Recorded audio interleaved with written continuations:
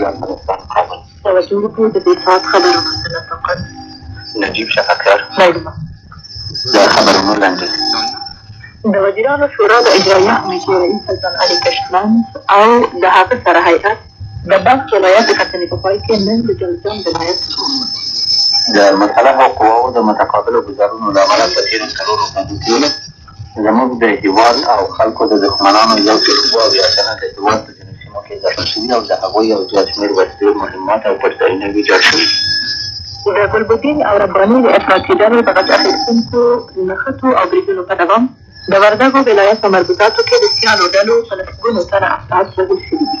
د هند نوي صدراعظم ویلي دي موږ به د ناپېژو پالیسي او له ګاونډیو هېوادونو سره دوستانه مناسباتو ساتلو ته دوام ورکوو. د ایران د بهرنیو چارو وزیر د ملګرو ملتونو د سازمان له منشي سره د کتنې په خاطر پړاو یو زیات سره مخ شو. د چکوسلواکیا د سکیورټي جمهوریت نوي اطلاقي حکومت قانون د وفادارۍ څلوره وکړه. د خبرونو تفصیل د افغانستان جمهور رئیس محترم نجیب الله د افغانستان جمهوریت د اساسي قانون د 15مې مادې د 2مې فقرې د حکم له مخې د مطبوعاتو قانون کې تعدیل په هغو دریو موضوع کې چې د اضطراب د حالت د اعلان په باب د 1928 کال د جنوري د میاشتې د 10مې نېټې په 6409 فرمان کې د سپارل شویو واکونو پر بنسټ د وزیرانو شورا د 1928 کال د اکتوبر د میاشتې د 5مې نېټې د 140 مسابقې په صورت کې تصویب شوی توشیح کړی دی. د افغانستان جمهوریت د وزیرانو شورا د اجرایه کمیټې رئیس سلطان علي کشمند او د هغه ملګرو د بلخ ولایت د بېلابېلو برخو د لیدلو په دوام نن غرمې مخکې د مزار شریف په ښار کې د بلخ د پنبې او نباتي غوړیو تصدیو وکتله. د کتنې په وخت کې په داسې حال کې چې د سپکو صنایعو او غذایي موادو وزیر عبدالله بهر، د هوایي ملکي چلند وزیر شیرجان مزدوریار، د ترانسپورټ وزیر خلیل الله، د بلخ ولایت د ولایتي ګوندي کمیټې منشي او د دغه ولایت د دفاع د شورا رئیس سید طاهرشاه کلکارګر له دوی سره ملګري وو. له هغه وروسته چې د مربوطو مسؤلینو لخوا د هغې تصدۍ د کار او تولیدي فعالیتونو په باب معلومات وړاندې شول، د دغې تصدۍ د ستونزو د لرې کولو او د هغې د نورمال فعالیت سازمان ورکولو په غرض د سپکو صنایعو او غذایي موادو وزیر او د بلخ والي ته مشخصه سپارښتنه وشوه له کروندګرو څخه د پنبې د په خپل وخت تېرېدلو د ژر د چټکتیا په کار کې د هغوی پاملرنه جلب کړه. مربوطې د وزیرانو شورا د اجرایه کمیټې رئیس او ملګري هیئت د مزار شریف د ښار د هوایي ډګر د کار بهیر وښود. د دغه ډګر د پراختیايي برخې په خپل وخت بشپړېدو او ګټې اخیستلو په منظور یې له پخوا زیاته د مؤثرینو پاملرنه واړوله. د بخار سیاسي اژانس خبر راکوي چې سلطان علي کشمند د بلخ ولایت د کتنې په پای کې په داسې حال کې چې د ترانسپورټ ملکي هوایي چلند سپکو صنایعو او غذایي موادو وزیران له دوی سره ملګري وو نن یې د جوزجان ولایت ولید. د شبرغان د ښار په هوایي ډګر کې سلطان علي کشمند او د هغه ملګرو ته د جوزجان ولایت د ولایتي ګوندي کمیټې منشي او والي سید نسیم میهن پرست او د هغه ولایت د مشرتابه هیئت هرکلی ووایي. د افغانستان جمهوریت د وزیرانو شورا د اجرایه کمیټې رئیس د هغه ولایت د مشرتابه د هیئت په غونډه کې د ګډون په اساس کې د هغه ولایت د مسؤلینو د ریپورټ له اورېدو وروسته د رهنمایي خبرو په اساس کې د جوزجان ولایت د مشرتابه هیئت د کار او فعالیت د نتیجه اخیستنې په نامه د غونډې برخوالو ته د هېواد سیاسي پوځي حالت بیان کړ او د هغه ولایت اقتصادي او ټولنیزې ودې د فعالیتونو د سازمان ورکولو په کار کې د هغوی زیاته پاملرنه جلب کړه او د جوزجان ولایت د مشرتابه هیئت لخوا د وړاندې شویو پیشنهادونو د حل فصل په غرض یې اړوندو مراجعو ته مشخصې وظیفې وسپارلې. د باختر اطلاعاتي اژانس خبر راکړ چې د وزیرانو د شورا د اجرایه کمیټې رئیس او ملګری هیئت نن د غرمې وروسته د جرخدوق سیمو ته روان شول او د جرخدوق د راستګاز د تجزیې د فابریکې تاسیسات او د دغې فابریکې د انجینرانو او متخصصینو د استازو ترمنځ وکتله او د جرخدوق د فابریکو د فعالیت د ښه والي په غرض مربوطو مسؤلینو ته نازنه سپارښتنه وکړه. دغه ورځ سلطان علي کشمند او ملګري هیئت د جوزجان ولایت د کتنې په دوام د جوزجان په ولایت کې د قیر د فابریکې بېلابېلې برخې وکتلې. د ډیزلو څخه یې ګاز ته د قیر د فابریکې د فعالیت د سیستم د بدلولو په کار کې د افغان ګاز د انجینرانو او متخصصینو د کار او فعالیت څخه خوښي څرګنده کړه. فعالیت د ښه والي او د هغوی لخوا د وړاندې شویو ستونزو د اوالي په باب د جوزجان ولایت مشرتابه ته مشخصې دندې وسپارلې. د یو بل خبر له مخې سلطان علي کشمند او ملګري هیئت نن له غرمې وروسته کابل ته د افغانستان جمهوریت د قاضي تنظیم په مشرۍ د افغانستان جمهوریت د سترې محکمې عادي شورا نن د غونډه وکړه او د کړنلارو د شامل موضوعاتو په باب یې خبرې وکړې. په غونډه کې د محکمې د تجربې په دوو غوښتونکو او د محکمو په 1200 استهزاګانو باندې خبرې شوې او په هغو قانوني د قضا روانه اجراءات ایجابوي مربوطو مسایلو ته قانوني درناوی. د افغانستان د خلق دیموکراتیک ګوند او د افغانستان د ځوانو کارګرانو د سازمان پاچا ترمنځ د همکارۍ پروتوکول نن له غرمې مخکې د افغانستان د خلق دیموکراتیک ګوند په مرکزي کمیټه کې لاسلیک او سندونه یو بل ورکړل. د باختر اساسي اژانس خبریال خبر ورکړ چې پروتوکول په داسې حال کې چې د افغانستان د خلق دیموکراتیک ګوند او د افغانستان د ځوانو کارګرانو د سازمان کارجات او مشرتابه هیئت یو شمېر غړي حاضر وو. د افغانستان د خلق دیموکراتیک ګوند په نمایندګۍ د افغانستان د خلق دیموکراتیک ګوند د مرکزي کمیټې د سیاسي ګډاګډي او منشي مصلحت کارول او د افغانستان د ځوانو کارګرانو د سازمان په نمایندګۍ د هغه سازمان لومړي منشي عبدالغفار شریفي لاسلیک کړ. د دغه پروتوکول له مخې ترافګرۍ حسن سولې ته د رسېدو د بهاني ناخواهانو د بندولو د وطن او خلکو د ګټو د دفاع او د ځان له پېښو جوړولو او بیا رغولو لپاره ګډه همکاري او هلې ځلې کوي. د ننګرهار په ولایت کې میاشته د هېواد اتل وسوال پوځ زوتامونه او د خپلو محکمې د دفاعي سنګرونو په انجینرۍ ټینګښت او سمبالولو بوخت دي. د باختر د اطلاعاتي اژانس پوځي څانګه د وسوال پوځ د واکمن خبردار د خپلې څرګندوي چې په تېرو 4 کلونو کې وسوال او ساتونو پاکستاني پوځیانو او سعودي وهابیانو د بهسودو، سمرخیلو، سررو، د شیخ مستي، د سیمې، چپرهار، کامې او جلال آباد په ښار د انتقامات په امنیتي پوستو باندې ډزې وکړې. د زوتامونو او قطعاتو د دغو جنایتکارانه عملونو په ځواب کې د هغوی د ډزو په ځایونو او د راټولېدو په مرکزونو د توپچي او ناوړي انداختونه کړي دي چې د دغو انداختونو له امله د دښمن د ګډ پوځ 115 تنه د جګړې له لیکې څخه ایستل شوي او د هغوی 4 ګاونډونه د بي ام یوه دستګاه، یو بې پرتګه توپ، انتوغندي ویشتونکي، د وسلو او مهماتو 3 دیپوګان، د میزایلو د توغولو 2 دستګاوې او یو ټانک له منځه وړل شوي. خبرګر زیاتوي چې د دښمن د دندو وسلو د ډزو له امله د زوتامونو یو تن شهید او بل ټپي شوی او په همدې ترتیب د هغې سیمې 19 تنه ملکي اوسېدونکي ټپیان شوي او زموږ د دغو هېوادوالو د استوګنې 2 کورونه ړنګ شوي دي. خبرګر زیاتوي د خوست په لویه ولسوالۍ کې استوګنه قطعې او زوتامونه په خپلو پخوانیو جنګرونو کې هم د دغو د زوتامونو او قطعو د فشار له امله د دښمن ګډ پوځ په دې نه دی بریالی شوی چې حکومتي فعالیت لاس پورې کړي. د ځواکونو مورال لوړ دی او خپلې دندې د جګړې په عالي لوړتیا سره سرته کوي. په تېرو 4 ورځو کې وسلهوالو افراطیانو، پاکستاني پوځیانو او سعودي وهابیانو د خوست په ښار، باتور او زالي میدان د امنیتي پوستو د لومړیو لیکو په زوتامونو ډزې کړي. د دغو جنایتکارانو عملونو د شنډولو په خاطر د هغوی سنګرونه د توپچي تر ډزو لاندې نیول شوي چې په نتیجه کې د دښمن 2 افراد د جګړې د لیکې څخه ایستل شوي او د هغوی یو شمېر وسلې او وسایل له منځه وړل شوي دي. رپورټ کې زیاته شوې ده د کندهار ولایت استوګنو ځینو د زوتامونو د قوس د میاشتې په 14مه نیټه د توپ کوتل په سیمه او د قوس د میاشتې په 18مه نیټه د خوشحال په سیمه کې تفریحي فعالیتونه ترسره کړي چې د هغو له امله د ترکګه توپ 115 ګولۍ او د وسایل پر ضد 11 ماینونه، د پرسونل ضد 20 ماینونه، د وسلوالو افراطیانو او په هغوی پورې له 4 کسانو څخه لاسته راغلي او د هغوی 11 لنډرژونه، 5 ټینګ سنګرونه، د 2 کیلومترو په اوږدوالي پورې ارتباطي خندق او د وسلو مهماتو یوه ډیپو له منځه وړل شوي. یو بل خبر له مخکې د نیمروز په ولایت کې د میاشته وسلوال پوځ د زوتامونو په دې وروستیو وختو کې د دغه ولایت په مربوطاتو کې د پاکولو فعالیتونه ترسره کړي چې له دې امله د وسلوالو افراطیانو یوه واسطه د یو توپ له ځمکې نه ځمکې ته 14 میزایلو توغندي، د وسایطو ضد 19 ماینونه، یوه درنده ماشینګله او د هاون 4 صندوقه ګولۍ ترلاسه شوي. د سعودي عربستان د ابها ولایت د اصلي اوسېدونکي ظفر علي د علیزی نسبتي دوسیه د ابتدایي تحقیقاتو له بشپړېدو وروسته په دې وروستیو وختو کې په علني پراخه غونډه کې تر قضایي څېړنې لاندې ونیول شوه. د ملي امنیت اختصاصي محکمې یو مسؤل خبرګر د باختر د اطلاعاتي اژانس قاضي څانګې ته خبر ورکړ په قضایي غونډه کې د تحریري دفاعي او د معزز څارنوال د تورونو په وړاندې د تورن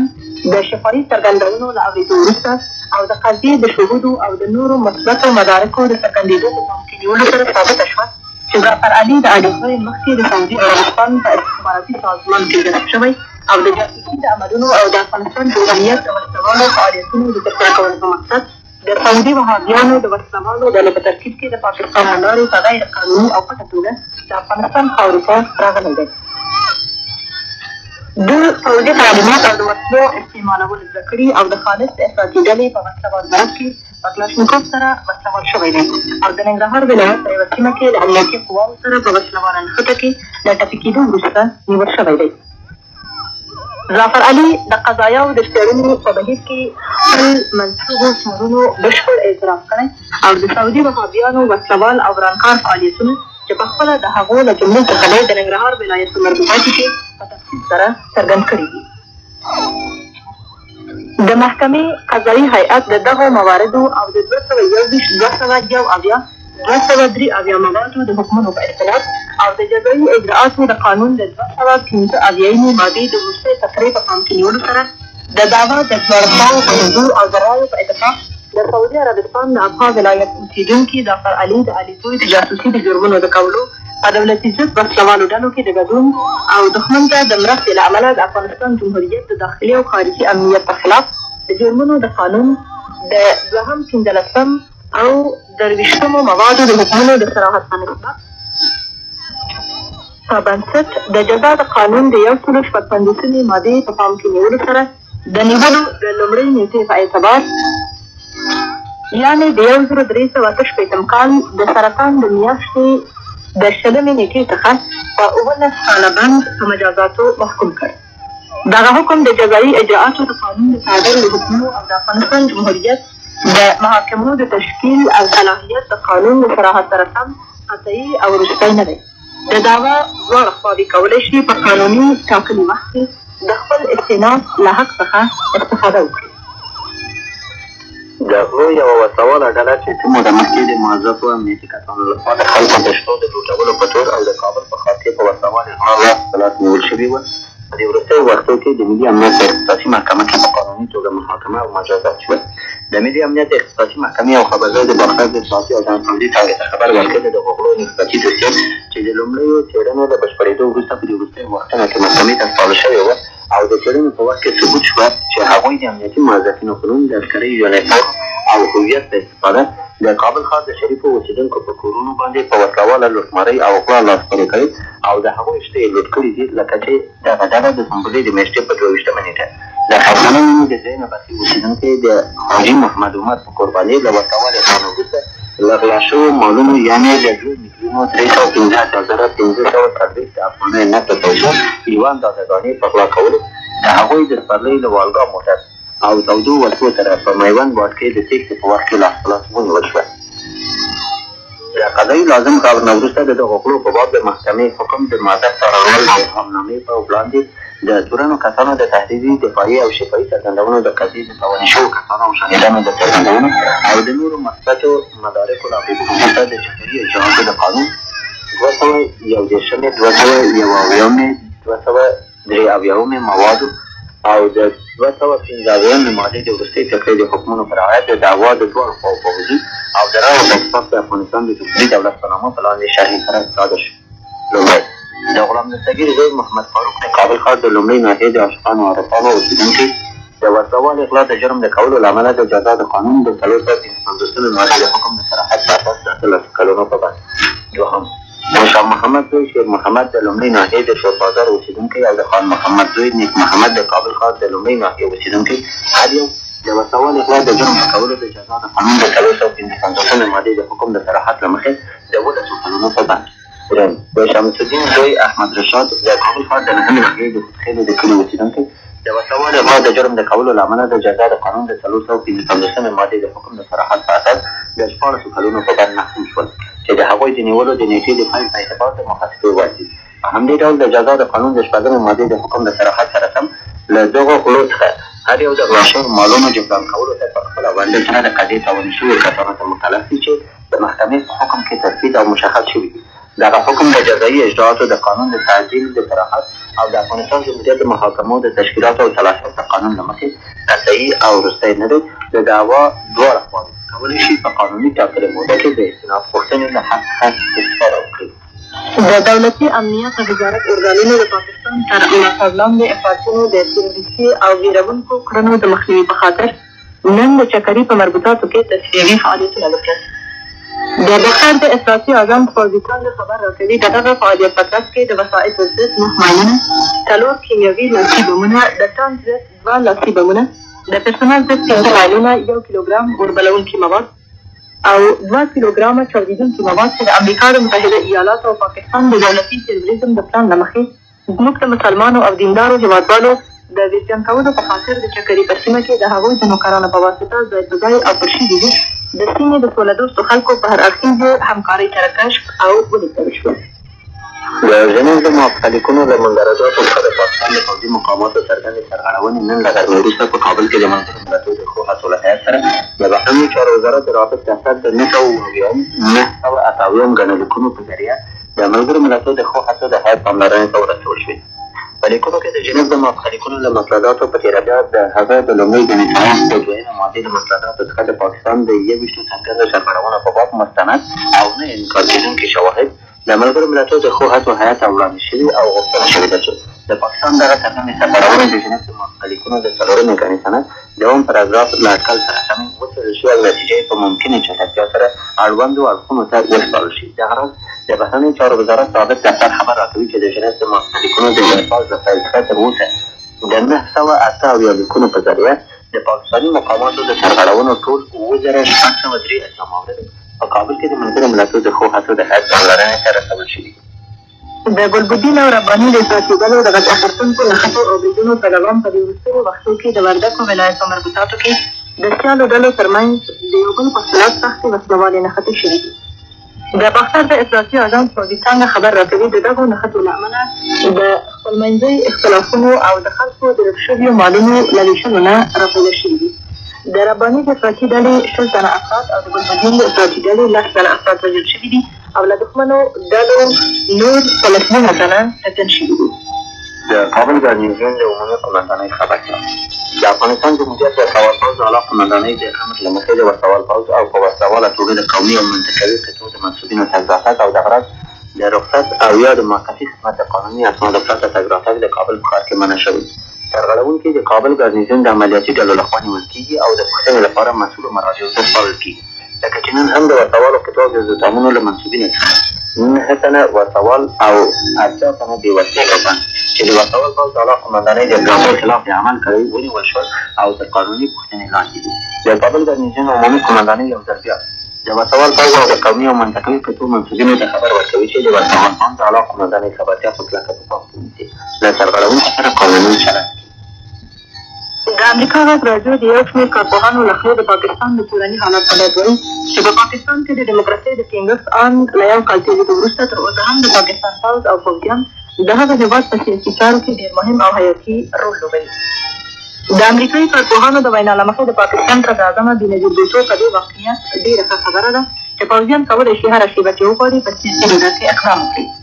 امریکایي کارپوهانو دغه څرګندونې د یو کال راپدې خوا د بېنظیر بوټو حکومت د پوځیانو لخوا تهدیدېږي تر سرلیک لاندې د یوې غونډې په بهیر کې بیان کړی زیاته کړې ده چې ټولو غیر پوځي نظامونو له 1940 کال یعنې د پاکستان د جوړېدو د نیټې څخه راپدې خوا تل له پوځیانو څخه په ویره او اندېښنه کې ژوند کړی او چاره یې نه درلوده. د خپل ژوند د پایښت او دوام په خاطر د پوځیانو په همکاریو تکیه وکړي. د امریکا غږ راډیو رپورټ د امریکایي کارپوهانو له خولې زیاتوي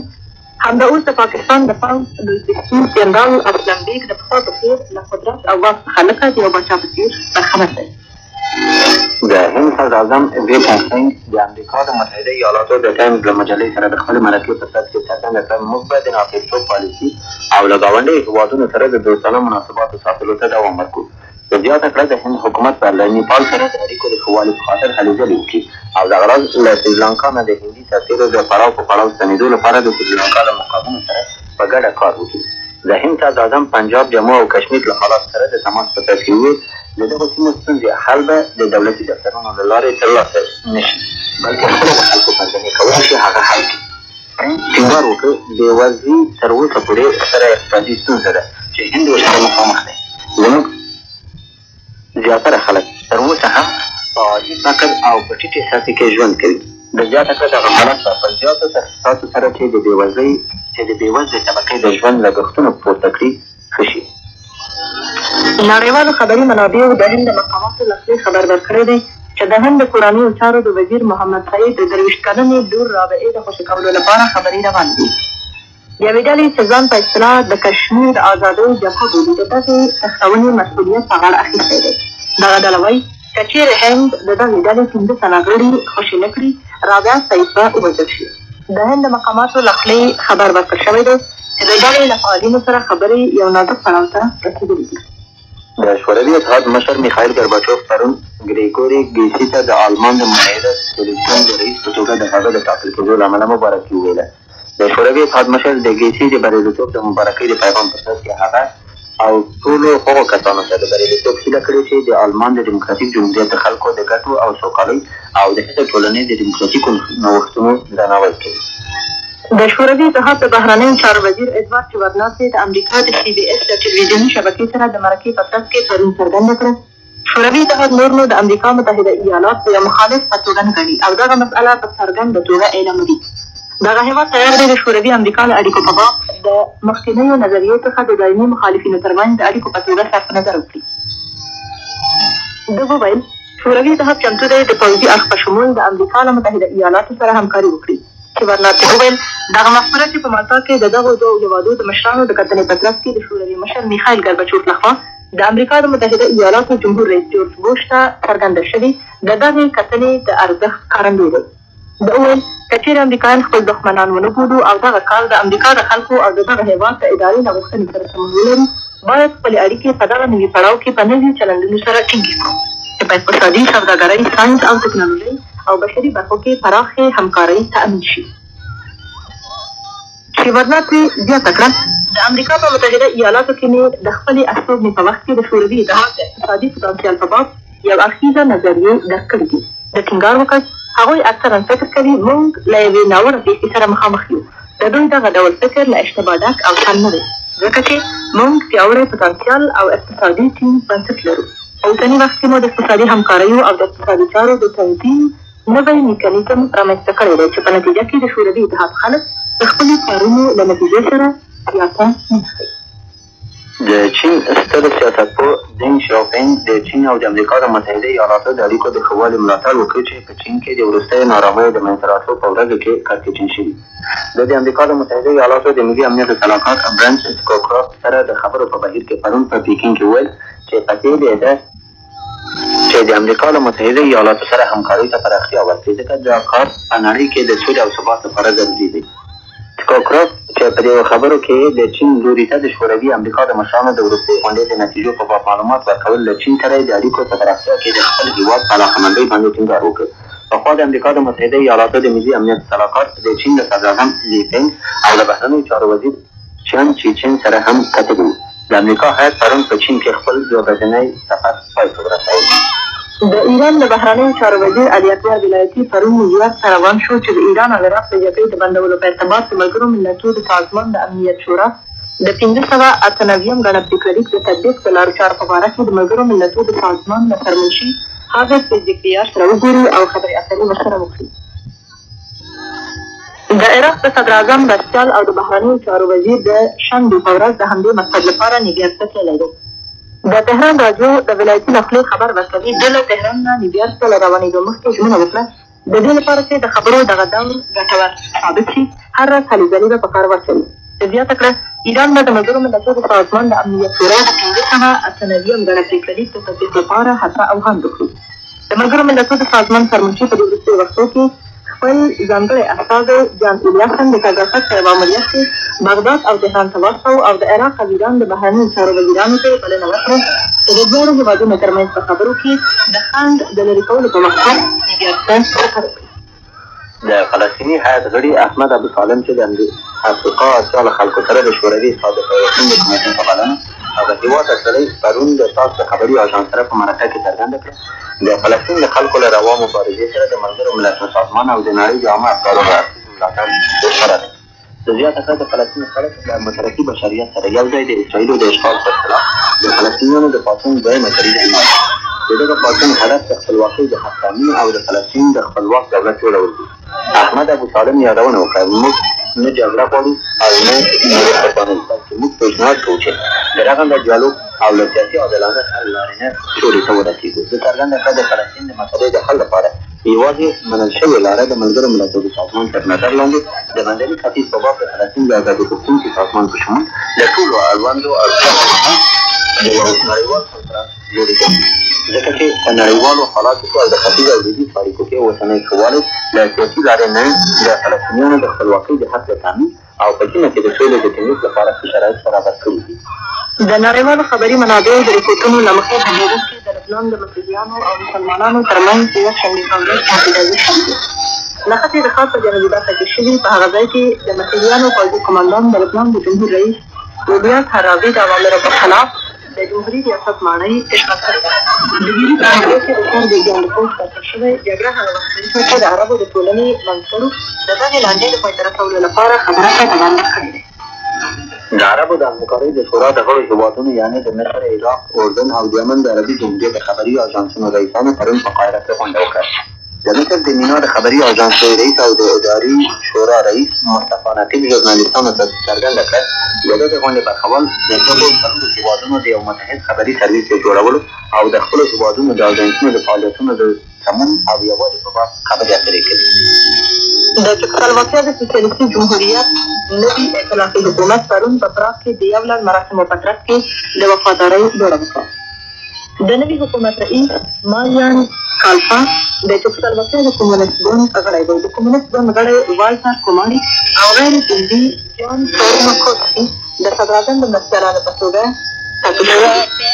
د چکسلواکیا په نوي حکومت کې 9 تنه کمونېستان، 2 تنه د سوسیالیست ګوند استازي او 2 تنه نور د خلکو له ګوند څخه غړیتوب لري او 8 تنه نور غیر ګوندي کسان دي. د کمونېست ګوند غړی میروسلاو واسیک په نوي حکومت کې د چکسلواکیا د ډېر وزیر په توګه څوکۍ ټاکلې ده. بیري ونسیس یو غیر ګوندي شخص د چکسلواکیا د بهرنیو چارو د وزیر په توګه ټاکل شوی دی. د چکسلواکیا د کورنیو چارو د وزیر په توګه تر اوسه څوکۍ ټاکل شوې نه ده. خبرونه ختم.